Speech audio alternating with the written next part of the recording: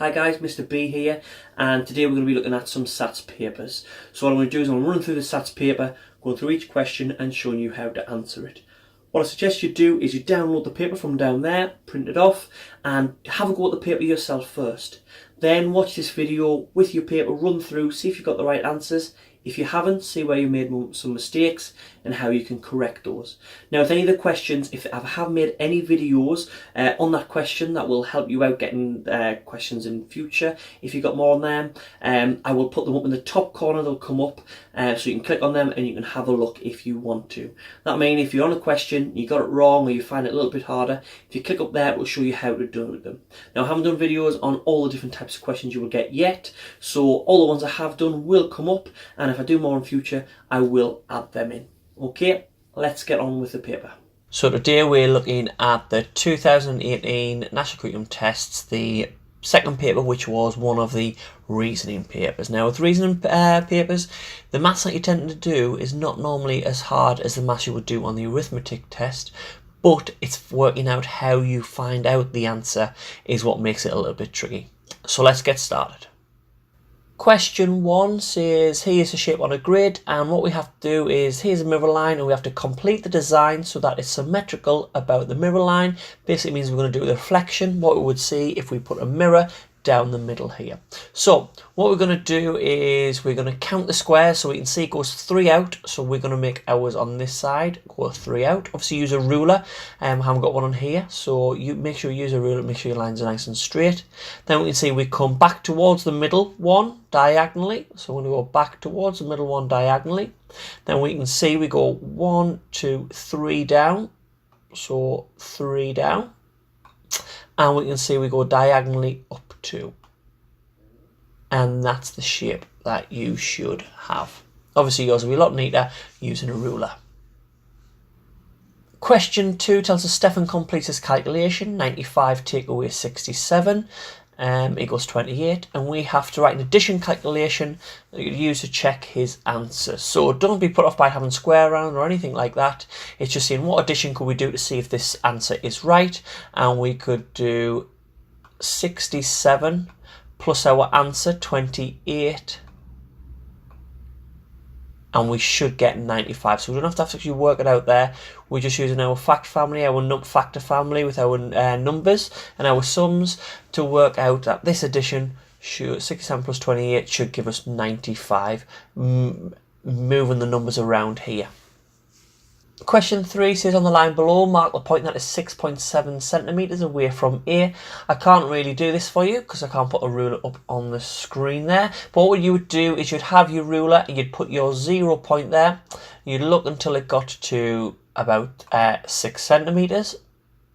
And then you'd count the little lines between 1, 2, 3, 4, 5, 6, 7, 8, 9, 10. You count 7 up, and then you draw the line there. This will give you let you have a little bit of leeway either way to make sure that you're getting it right. Question 4 says these diagrams show 3 equivalent fractions, so we've got to write the missing values. So normally in an arithmetic test we'd have to work out what these missing numbers are, which is a little bit harder. But what we can do is we have these numbers. We can see this is broken into 1, 2, 3, 4 parts, and we have 3 shaded. So this one we have 1, 2, 3, 4, 5, 6, 7, 8, 9 shaded, but we actually have 12 squares. So it's broken into 12 and 9 shaded. And then this was the opposite way around. We've got 24 there, and we need to find out how many shaded. So 1, 2, 3, 4, 5, 6, and 6, 12, 18. And we could work it out with our equivalent fractions to make sure that we've got that right. Times that by 3. The top and the bottom would give us 9/12, and then we could move on to do it in 24ths to check our answer if we wanted to. But quite easy if we use our diagrams. Question 5 gives us a table. It tells us the temperatures for different cities at midnight and at midday.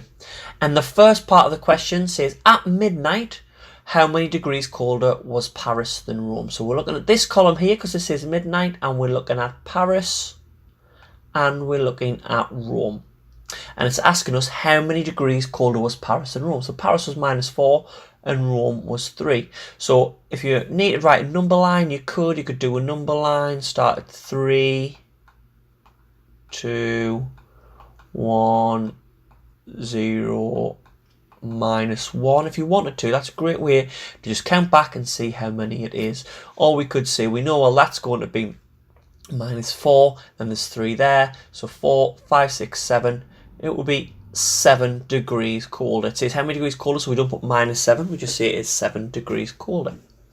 Then on the second part of the question, it says which city was 6 degrees colder at midnight than at midday. So we have to look at these two, and we need to see which one was 6 degrees colder. So let's work our way down. At midday, Paris was -2, and then it went down to -4, so it only changed by 4, so it's not Paris. At Oslo, we're at -7, and we went to -13, and that's a change of 6, so we think it's Oslo. But what we're going to do is we're going to check the others to make sure that's the only one it could be, and we've done our working out right.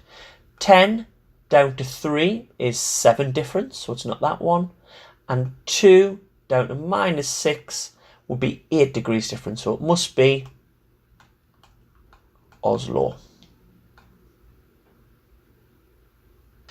Question 6 is the numbers in this sequence decrease by the same amount each time, and then it asks us what the next number in the sequence is. So if we have a look, let's work out what it's going down by.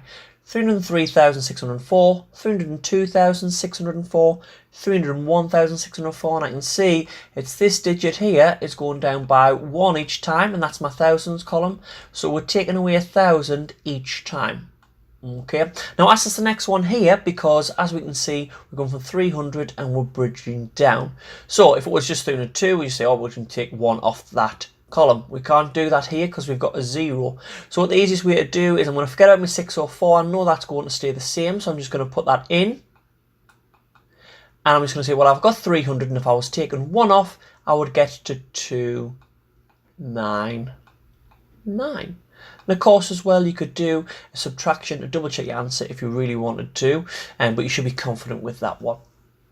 Question 7 says tick the 2 numbers. Again, read your questions, because you need to tick both for your 1 mark, that are equivalent to 1/4. Remember, equivalent always means the same as. Okay, so it's saying which 2 of these numbers down here is the same as 1/4. Okay, now if you know your decimals and your fractions, it's quite an easy one. We can just take 0.25 and 25 out of 100 straight away. But here's why it is. 1/4 means 1 part of the a whole when we break the whole into 4. So when we've got 0.25, we know that 0.25 goes into 1, which would be the whole, 4 times, because we know 25 goes into 100. So that's 1/4. 75 would be 3/4, because it would give us 3 25s. Then 25 out of 100. Again, with this, on our fraction, 100, 25 goes into 100 4 times. So that means that is the same as 1/4. 0.5 we should know is a half, and 2/5, when we work that out, wouldn't get us anywhere near the answer. So it would be 0.25 and 25 over 100. Question here tells us that Ken buys 3 large boxes of chocolates and 2 small boxes of chocolates. It tells us that each large box has 48 in and each small box has 24 in, and we have to work out how many chocolates Ken bought all together. So you can see, rather than underlining like we normally do in questions to make sure we've got the right information, I've put it on the boxes there to help us work it out. So we've got to find out how many chocolates he had in his large boxes, how many small, and let's add them together. So we need to do 48 times 3. Now you can do it in column multiplication, or what you might want to do is do 3 times 50, then take away 6, because you know that 48 is quite close to 50, whichever you find easier and quicker. But if you want to double check all answers, this is a good way. So 3 times 8 is 24, 3 times 4 is 12, plus my 2 is 14. And again, the same with this one. You might be able to easily double your number, know that double 24 is 48 off the top of your head, but if you need to do your column multiplication, you can do. So now I've got, he had 144 chocolates in his large boxes, and he had 48 in the small one. So if we add them together, it'll tell us how many he had altogether. So 8 plus 4 is 12. 4 plus 4 is 8, plus my 1 is 9. And 1 plus 0 is 1. So it was 192 chocolates. 2 marks there. If you get the right answer, you get both marks. If it shows you were doing the right working out, but you got some of your calculations wrong, you would get 1 mark for that. Question 9 says the list below shows the years in which the Cricket World Cup was held since 1992. Then it lists them. And then we've got Adam saying the Cricket World Cup has been held every 4 years since 1992. Adam is not correct. So we already know he's not right because we're being told here. And we need to explain how we know the answer. So we need to work out why it's not right first. So let's check between 92 and 96. That is 4 years, so that's fine. Between 96 and 99 though is only 3 years. So that is why he is wrong, because it hasn't been held every 4 years. There was only a gap of 3 this time. Some people can find it hard to explain what their answer is. They just know the answer. Literally just put down what you're saying. I'm only going to write down the key information, but you would have to write down my whole sentence in order for it to make sense. So your key information is your 1996, your 1999, and that was only 3 years. Okay, I apologise for my handwriting on there with the mouse. So your sentence will be something like, Adam is not right because between 1996 and 1999 there was only a gap of 3 years, not 4. And that would get you your mark. Question 10 has 3 symbols at the top, our greater than, equals and less than, and asks us to write them in the correct box. So all you have to do is find out what each of these symbols equal and then find out what symbol we need in the middle. So 11 times 12 would give us 132. 15 times 10 would give us 150. You should know that because you should know how to times by 10 and your times tables.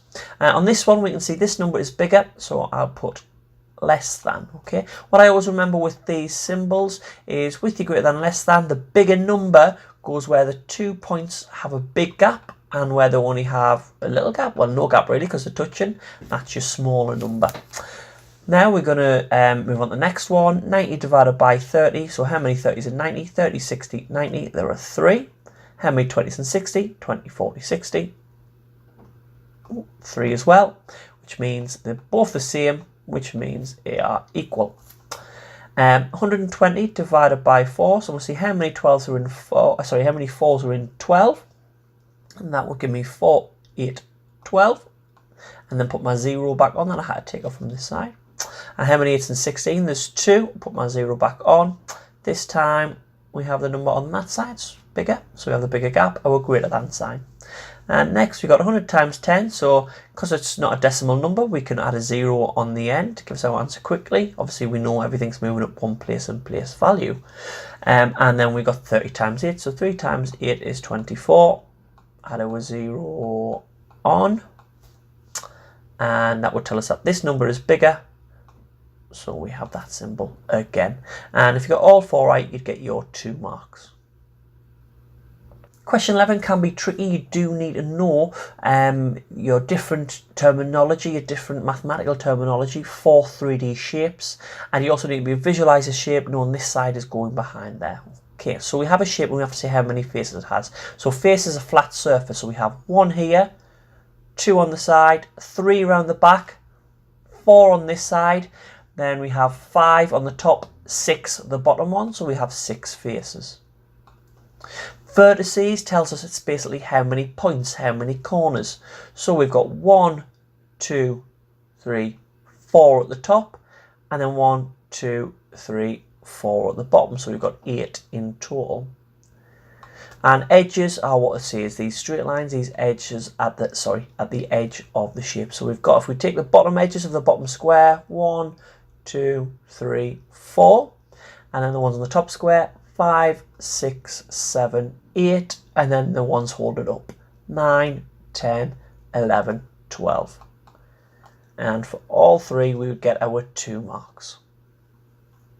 Question 12 has a shape on a grid, and it says that the shape is translated so the point A moves to 7, 8.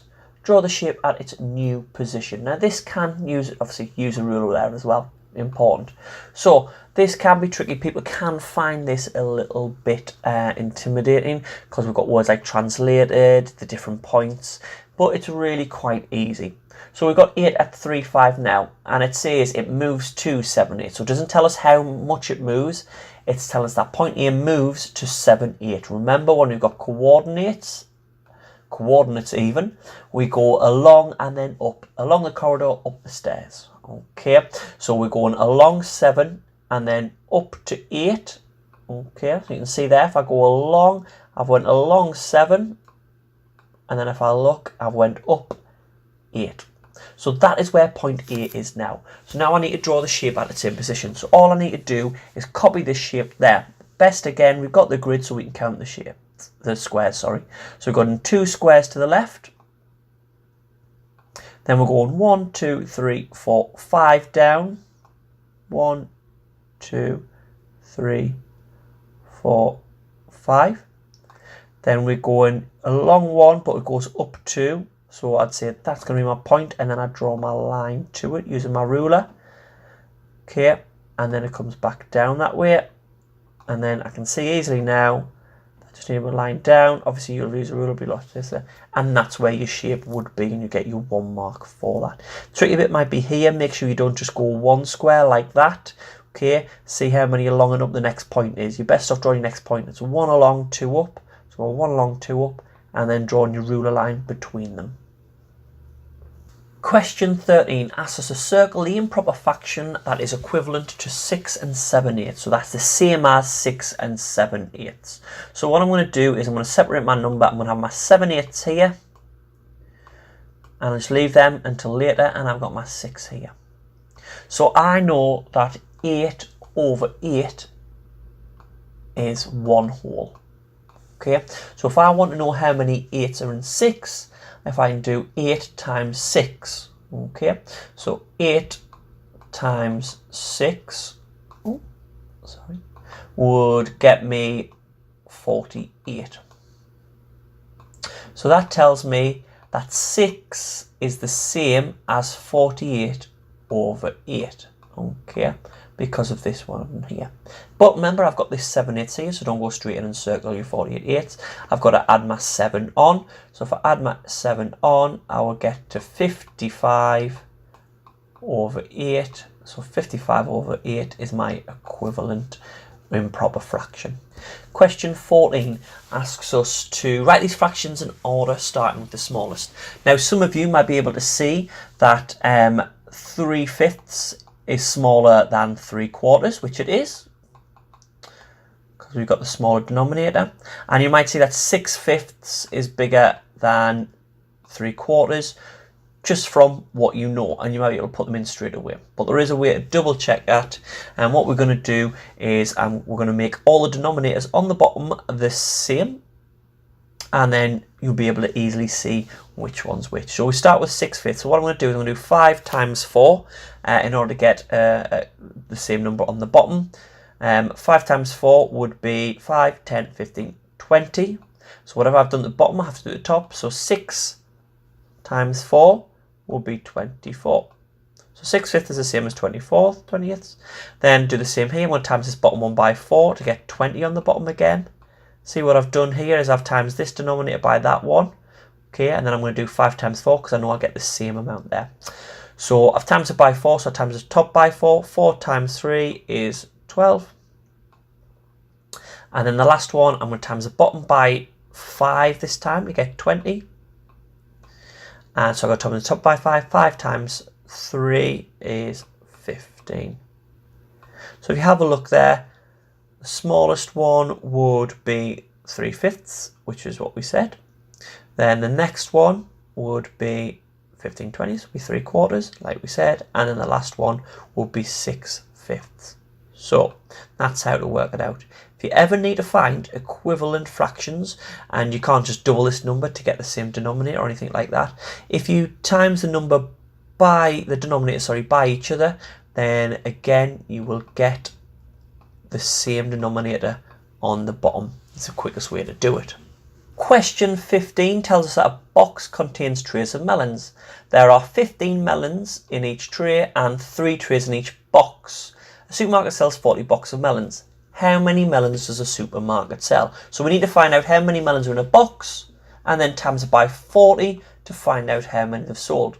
So there's 15 in a tray and there's 3 trays in a box. So if I do 15 times 3, again, you can do column multiplication if you want, but some of you might just know that 15 times 3 is 45.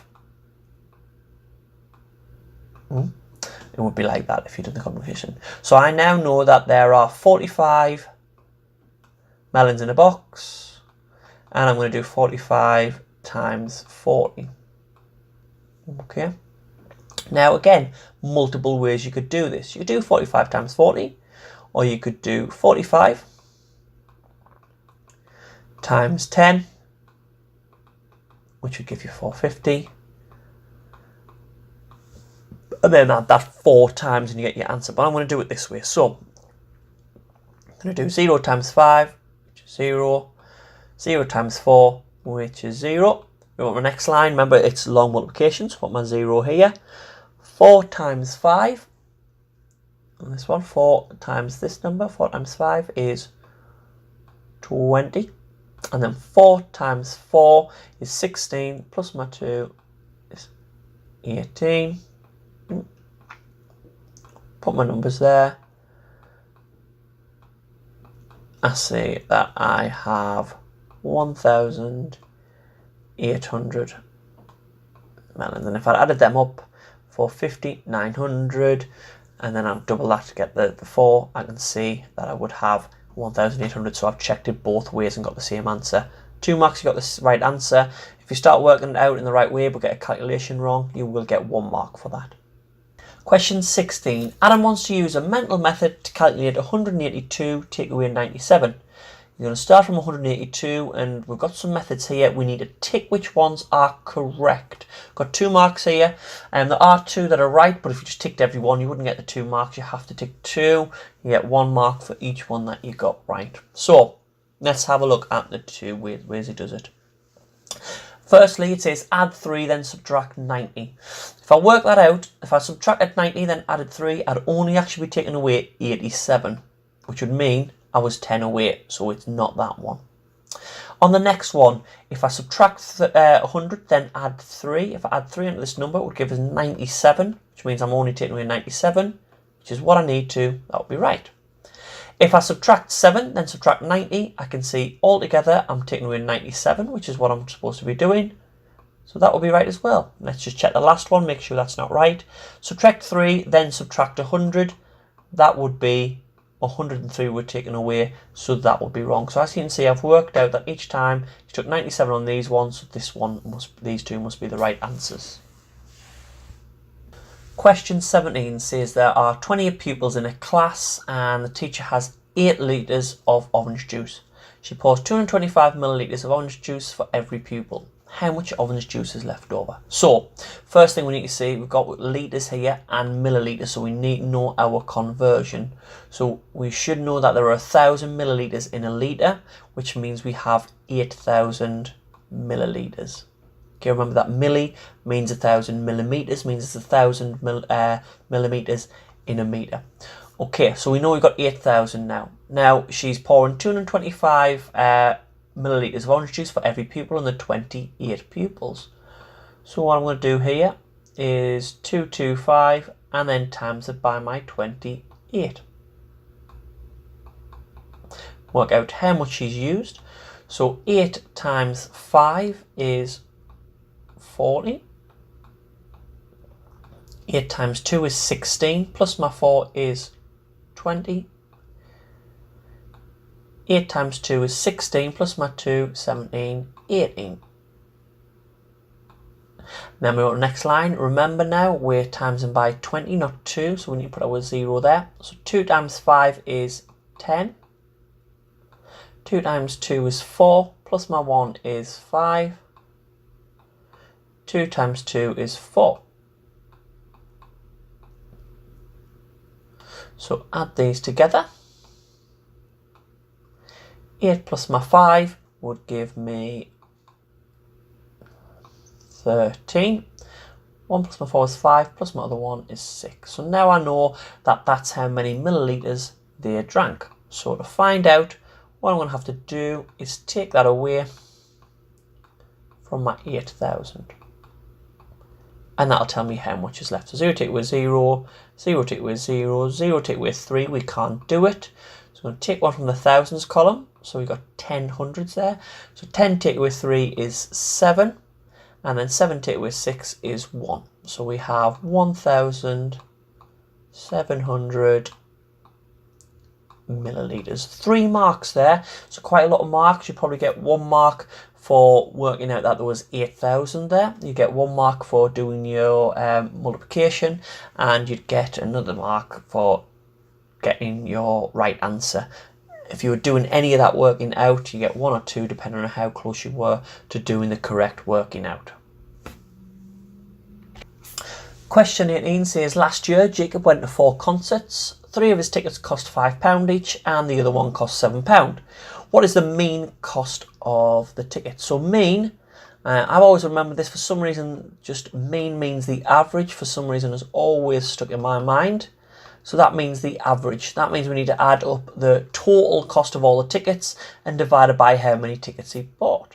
So if he bought 3 for £5, they were £15, and 1 for 7, add that on, means it was £22. So he spent £22 on tickets and he's bought 2 tickets. So we're going to do 22 divided by 4. So what I'm going to do is I'm going to divide by 2, then divide by 2 again. So 22 divided by 2 is 11. And then we'll divide it by 2 again. 11 divided by 2 is 5.5, 5.5, or £5.50. 2 marks for that. If you were doing this sum here, you get you 1 mark. And if you did that sum and you didn't get the right answer, you get 1 mark. Right answer will get you 2 marks. Question 19 says Layla wants to estimate the answer to this calculation, and she's got a calculation here. And what it says is take the calculation below that's closest. So this one can be quite tricky. When you look at it, you think, I've not done this before, because normally when we round with decimals. But what we're going to do is when we're estimating, we want to use a sum to find out the answer that's going to be close without having to do these complicated sums. So we've got our first one here. 3 9/10 is very close to 4. It's like 3.9. So we know our first symbol should be 4. Now we look at our next one. We've got 2 1/8. Again, it's only 1/8. So this time it's closer to 2. So we'll be taking away 2. And then lastly, we plus 1 4/5. 4/5 is closer to 2 than 1. So we would add 2. And if we look there, we've got that sum, which is right. So what we're doing is we're looking at which numbers these are closest to, which whole numbers, to find the answer easier. Question 20 says the length of an alligator can be estimated by measuring the distance from its eyes to its nose and then multiplying that distance by 12. What is the difference between the estimated lengths of these 2 alligators? Look, it says what is the difference, and it says between the estimated lengths. So not the difference between these 2 here. We need to work it out. So we need to times these 2 numbers by 12 to find out how long they are. And then we'll take them, the smaller ones away from the biggest to see what the difference is. So we'll do this one first. 15 times 12. What I want to do is I know that 15 times 10 would be 150. And then plus 2 15s would be 30, so one of them is 180 centimetres long. Again, you could do this sum if you want, but that just finds it easier for me. Next one, I've got 17.5. So if I times that by 10, I know I'm going to have 175. What I've done is I've moved the decimal point. I moved it the other way. Moved it one place because I've multiplied by 10, and then I need to add 2 17.5s. So 2 17.5s, add them together, would get me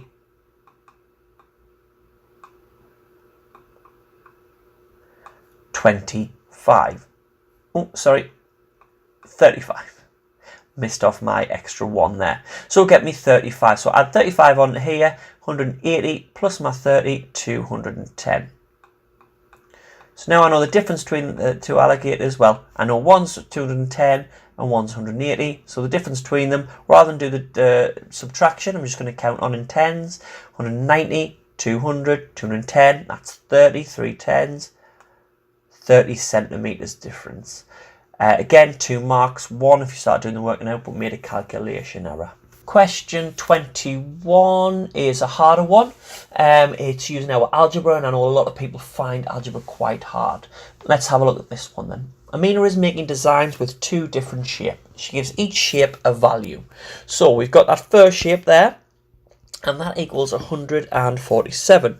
Then we've got our second shape, which equals 111. So we need to work out how much hexagon's worth and how much this sort of wafer shape's worth. So if I have a look at these two, the only difference between these 2 shapes is that this one has 2 hexagons. Okay, so what I'm going to do is, if that one's got 2 and this one has 1. So what I'll know is I'm going to work out what the difference is between these 2 values. So if I got 111 and I've got 147, okay, if I take that away, I'll just do that again because that's a lot messy. 147, take away 111, 7 take away 1 is 6, 4 take away 1 is 3, and 1 take away 1 is 0. So that means the difference between these 2 shapes is 36. Now the only difference when I'm looking at them is there is an extra one of these. So that must equal 36. And because they're all the same, I know these all equal 36 now. So I know the value of that shape is 36. Now let's look at this shape. I know it's 111 and I know that the hexagon in the middle equals 36. So if I take my 36 away, 1 take away 6 can't do it, so move more 10 over and that becomes 0. So I've got 11 take away 6 is 5, and I've got 0 take away 3, can't do it, so take 1 from there. So now I've got 10 take away 3 is 7. So I now know that I have 75 left, but there's more than one of these, there's 3. So 3 of these must equal 75. Now because they all equal the same, I can divide that by 3, and because I know that's an easy division, that shape must equal 25. And if I wanted to double check, I could go back round and I could add all these up to see if they equaled 111 and vice versa, see if these equaled 147. Question 22 shows us the net of a cube. Remember what a net is? When we fold that together, if we cut it out, it would make a 3D cube. We need to see what the volume of the cube is. Now to do the volume of the cube, we need to do width times length times height. Now because it's a cube, that really helps us because we know all these sides here on a cube are all squares, so it means all these lengths are all the same. So if we know that this distance here, I'll move it closer to make it easier, is 20, I know there's 1, 2, 3, 4 equal sides. So what goes into 24 times? 4 times would be 5. So I know that each side now is 5, and because it's a square, every side is 5 centimeters long. So to find the volume, I need to do 5 times 5 times 5. Okay, and that would get me the volume. So I do 5 times 5, which would get me 25, and then I've still got my 5 left, so 25 times 5 would get me 125. Again as well, you could do column multiplication and find them out, or count on in 25, whichever you find easier. And that would get you 1 mark. A bit harsh, I think you should get more marks for that, it is quite hard.